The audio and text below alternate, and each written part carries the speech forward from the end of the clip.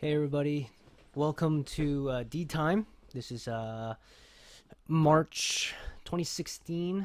Let me just turn this off here. March 2016, uh, episode 9, I believe. And so there's a few things I want to change about these D Times. Is I'm going to make them a little bit more like a podcast and less like a vlog, so that this way there's just information that's very useful for everyone, I guess, for you guys, my viewers, my followers, my subscribers. Sorry. So I actually have a structured format that I want to do, and the first thing that I want to talk about is some gaming news for you guys.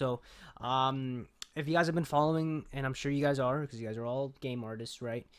You've been following on the new craze, right? Right now, everyone is talking about VR, right? VR this, VR that, and mostly everyone's talking about VR for games, right? And that's awesome, right? Me personally, I've tried VR maybe a few years ago, the Oculus Rift, and I thought it was a really cool experience.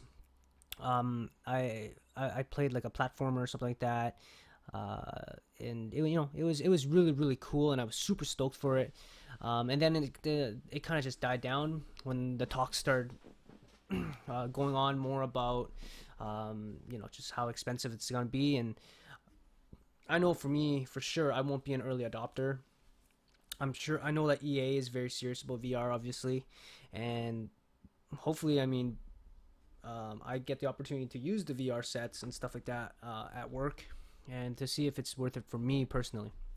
What's important though about VR is, yeah, there's gonna be VR games, but there's so many cool possibilities with VR. For artists, for example, can you imagine that scene in Minority Report with Tom Cruise kind of like doing his hand things, right? And like being able to change things and manipulate stuff, look at his documents and all those things. Now, can you imagine being in a VR room, right? Like you have this headset on and you're modeling, you're 3D modeling, right? You're you have a cube, you start with a cube, you have like these menus, and you're standing up, presumably, um, just in a room, and you're pulling polygons, you're pulling and you're moving vertices, you're moving faces and edges, and you're sculpting in ZBrush. Can you just imagine sculpting in ZBrush in VR, where you're actually using your hands, and you're like, it's just, there's so much crazy stuff when you actually think about it. That would be very it's interesting to see if that's, I'm almost guaranteed Autodesk or whomever, the big players in the 3D art software um, studios, they're looking into this, and it's going to be a few years, I think, until we even get something remotely even close to that.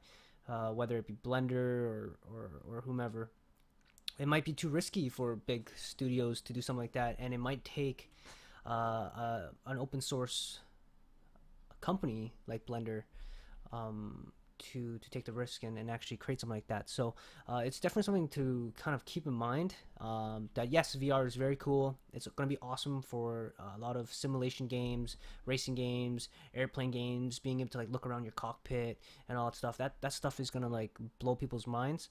Um, but how about the people creating the games, right? That's going to change a lot of things for us as well. We're going to have to think about how we build our environments, all of our worlds, all of our levels, right? Because people are going to be able to like look at things in like real scale, and it's just, yeah, it's going to be pretty crazy. Um, what else was there that I want to talk about with the VR? Yeah, no, I think that's about it. I mean, we all know the three major players: the Oculus Rift, the Vive, the PSVR, and I'm excited. I'm excited to see where this new technology goes, and how it's going to change our industry. Uh, so let's see here. And the next thing on my list, and these are kind of like selfish things. The UFC 2 release happened this past week for EA. I've seen some pretty good videos and reviews on it. So congratulations to the UFC team, which is just down one floor from me on such a great release. I was watching Lyric, who's a Twitch streamer, uh, on Friday while I'm at work. I always have like a monitor with either like a podcast going on or something going on, and I was curious and I saw Lyric streaming that, and it was just hilarious to watch him go online and play that. The Division from Ubisoft, the Tom Clancy the Division game, released also. Pretty sure it was this week, and that's got a lot of hype going on for it. The environments look great on there. I honestly can't wait to pick up some of these newer games and play them and kind of look through it as an artist to see how the game is. I hear that the gameplay, is. I mean, I don't have my own opinion on it yet, so I don't want to share too much of that. So far, it's getting good reviews. It's not getting great reviews. There's some great. Overall, it's getting like a good review. Um, so yeah, so that's all pretty much the gaming news wise that I have. I mean, obviously, there's other podcasts and stuff like that will give you guys just video game stuff. For me, I want to focus more on like video games, but for artists, right? So yeah, um, games that I've been playing. So this week I've had the opportunity to kind of blast through my Steam library. So I played a bunch, but here are a few that I had the opportunity to actually play. So Darkest Dungeon, that game is phenomenal. I love the art style. I love the game mechanics in the game.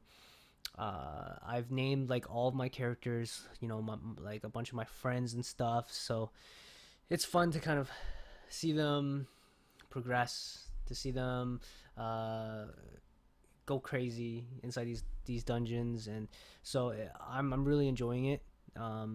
Game wise, art wise, just everything is so well done in that game. So good job for that team. I know that team is local here in Vancouver, I believe, and good job on you guys.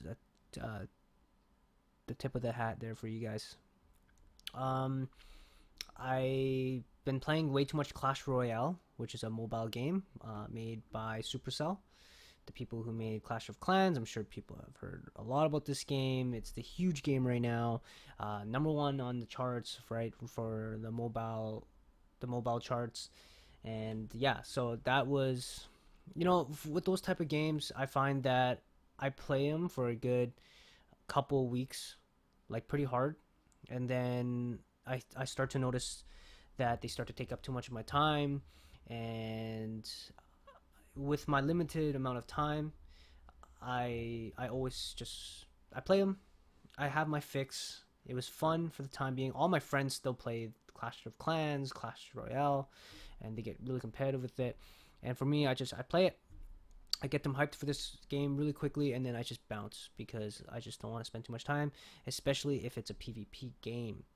Another game, and this is from EA as well, is The Simpsons Tapped Out. And I know this game has come out for quite some time now, but I remembered my cousin-in-law in Singapore, who's was talking about this game, and I realized that EA actually published it. So I was like, you know what, I'll give it a shot, and I'm playing it. It's pretty fun. I love the true, like the art style is very. It's the Simpsons art style. Like there's everything looks like it's like the cartoon, which is awesome. So good job on the art direction on that game. Obviously, there's a lot of waiting, right, that you have to do, right. It's one of those games where I think I'll have it on my phone, and when I am waiting to do something, like if I'm waiting for like a few minutes for my wife to come out from work or something like that, I'll launch into it, I'll play it, and yeah, so it's been keeping me entertained, I think is the right word. And the progression, I mean, games, everyone loves games that has some sort of progression, and so this game kind of fits that bill for me, which is great. um I started Stardew Valley, and this is something that I'm like I was saying before, I'm trying to catch up with my Steam library so that I can start to play more relevant games when they so I'm not playing games that are like 5 years old, right? Like let me just look at my Steam here and I'll give you guys an example of games that I'm catching up on now. Like I was playing Prince of Persia: The Sands of Time this morning. Okay, and that game is like old. And you know what was crazy was that game was actually quite fun. Where's my? Well, that's not good. Must have left my. Hold on, I'm gonna quickly grab my cell phone because I have my Steam Guard on it. Be right back.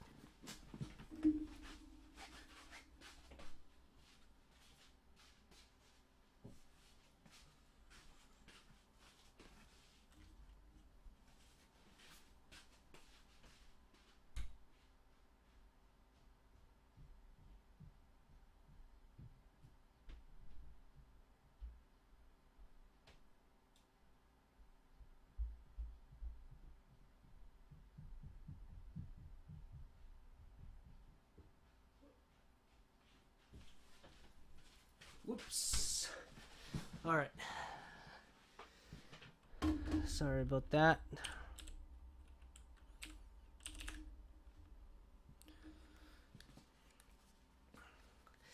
Sorry, I just wanted. All right, so let me give you guys some examples. I mean, I just purchased Dead Rising 3. Um, and the reason why, like I was telling you guys, it's really, like I always want to support games that are made locally. So let's see here. So I'll give you guys some examples. Orcs Must Die 2. I was playing that. Orcs Must Die 2. Really fascinating game. Love the art style. It's a little bit more on the cartoony, stylized side, which is great. Gave me some really good references on some cool ways to do stylized art. So yeah, so that was really fun. I played that for about half an hour. I try to play at least half an hour for all these games, and if the game holds on, like it grips me, then I'll continue to play them further, and then I'll keep playing them until it just dies down, and I'm like, okay, I've had enough. Time to move on to the next game. So Darkest Dungeon, I played 3 hours of that game until I was like, okay, you know what? That was fun. I've had my fix for it. Let's move on. I have too many games I need to go through. It's just it's Steam sales, right? Like the winter sales. And when you have a full-time job and you're passionate about video games, this is kind of what happens. You start to buy a bunch of games and you tend to not have time to play them all. So I never finish video games nowadays unless I really, really get gripped by it. The last game that I finished was Fallout 4, and that's because it was so cool, it was so awesome, and I just didn't want to put it down, so I just kept playing it. Orcs Must Die. Yeah, that's a really old game. Let me see, when was that? Orcs Must Die 2. Orcs Must Die 2 was out in 2012, so that's about 3 years ago. Okay, so that's just an example. What else did I have a chance to play? I played that. I played Warhammer 40,000 Space Marines, so that's a super old game as well. So yeah, I mean, I'm trying to catch up on my games. More games that are on my list is like Sleeping Dogs, which is a local game here. What else is there? Dead Rising 3, like I was saying. Borderlands 2, I haven't even played that yet. So yeah, the list goes on and on and on. I want to catch up on these games, at least play them for a bit, and then move on to another game. Just because, yeah, just because it's good to kind of keep expanding your games, and for me, I'm kind of starting this little new rule where it's like I finish a small little project, and then I'll go in and then I'll play a game. It's like a reward, right? Finish a project, play a game afterwards, and then the games that I don't get to play, I'll watch a let's play of it. All right, so that's that. And then okay, so talking about let's plays, I had a chance to play or watch a let's play. Had a chance to watch a let's play while I was out while I'm working. I like to watch let's plays on the side of games that I'm probably not gonna have a chance to play, that I feel might be a really good game to like listen for this like the story. So Firewatch is one of those, and yeah, I thought that I was watching. I really enjoy watching Christopher Odd. It's a great voice for commentary. So I watched Christopher Odd's Let's Play of Firewatch, and it was phenomenal. Um, I'll be honest though, the ending was a little bit disappointing for me personally. Um, but that's all I want to say. I don't want to spoil anything accidentally. But great Let's Play. I recommended it to a few of my friends already, and good job, Firewatch guys. Love the kind of again the simplistic, cartoony aspects of the game, the graphics, and just kind of the cool Easter eggs and stuff like that that you put into your game. All right, so it's already 15 minutes in this podcast, so I'm going to move on to some personal work. So man, that's really bright. Hold on, I didn't even realize that this was so bright. Let me see. There you go. There. Okay, I probably should have done that before.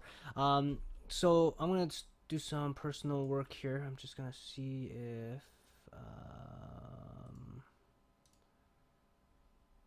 there we go. I'm just gonna show you guys some stuff. Sorry, this is some Polygon stuff. This is some of my other things here. Um, let's load up Marmoset. So for some of you who've been following, I've been working on this treasure chest. I've finally had the chance to finish it. Thank God. So there it is. I had the opportunity to go in, and it was such a fun project to work on. Again, for all the artists that are out there who are starting out, um, you know, um, one of the biggest things that I've learned in the past couple years, I guess now, or in the past year, I'd say. I think I started doing this YouTube channel thing about a year ago, and one of the biggest things that I keep stressing to myself now, because I find that it's so important, is keeping your projects small. I mean, I have a full-time job. It's difficult for me to come home. I mean, I have a wife. I'm gonna have a kid coming soon, right? My little baby girl. Um, Time is gonna be tough, right? And you want to squeeze in, you know, things that you enjoy doing in life as well, because you don't want to just be working all the time. So for me, those things are like playing hockey. Those things are playing sports. It's playing video games and hanging out with friends, playing board games. Like I love tabletop nights. So those things are so important to me, and I want to make time for those things. So the only way that you're going to get personal projects in is by making sure that you keep the project small. So I thought that creating that sci-fi kitchen scene and just the kitchen was small enough, right? It ended up being a lot more work, because not only do you want to build the kitchen, but the kitchen can have tons of things. It can have clutter in there, right? There's gonna be a bunch of textures you're gonna have to create, and this and that, and so on and so forth. Whereas creating just a simple prop, right? I went into ArtStation, and this is done by the concept was done by Bob Wu. He's a Shanghai concept artist, I believe, and I found his cool concept.